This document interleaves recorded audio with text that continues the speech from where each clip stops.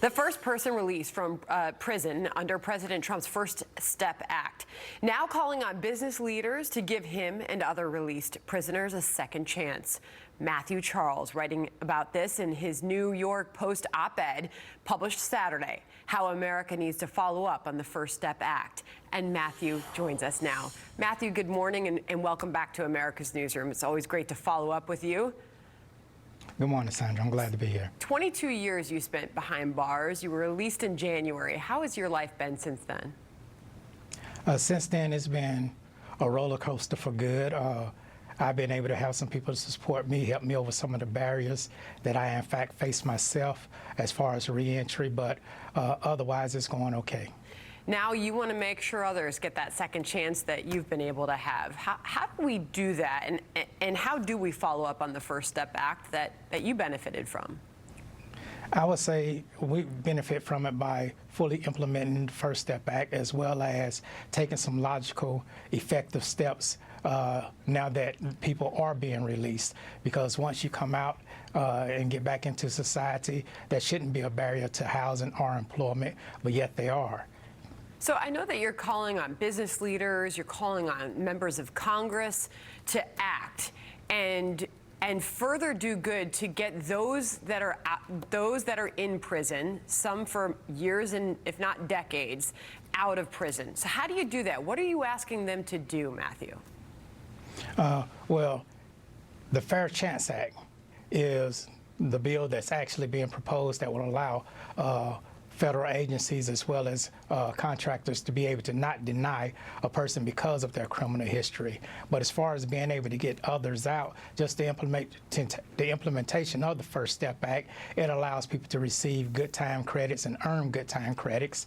And the good time credits is just the 54 days as opposed to 47 days per year, which actually was, from my perspective, was an incorrect analysis on the Bureau of Prisons, how they were actually computing it. But now that the 54 days is being given and the person is able to get that additional 7 days that they thought they were automatically getting in the 85%. So just simple common sense legislation like that.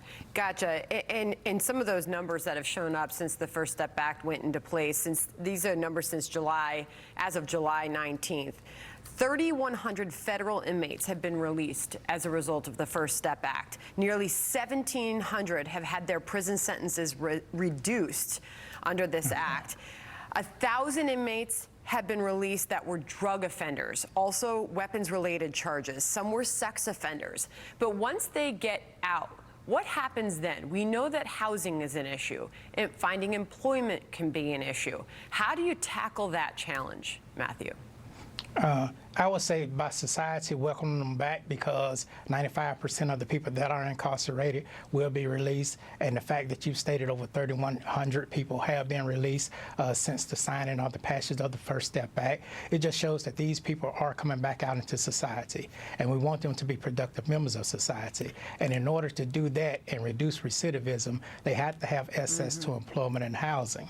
And what the Fair Chance Act does, it allows them not only to have, I wouldn't necessarily call it a level playing field, but just, as the bill states, a fair chance at getting employed based on the qualifications that they hold to perform whatever job or duty it is. Very important aspect to all of this, and it affected you personally, Matthew. When you were released from prison after 22 years in January, you were turned down for housing.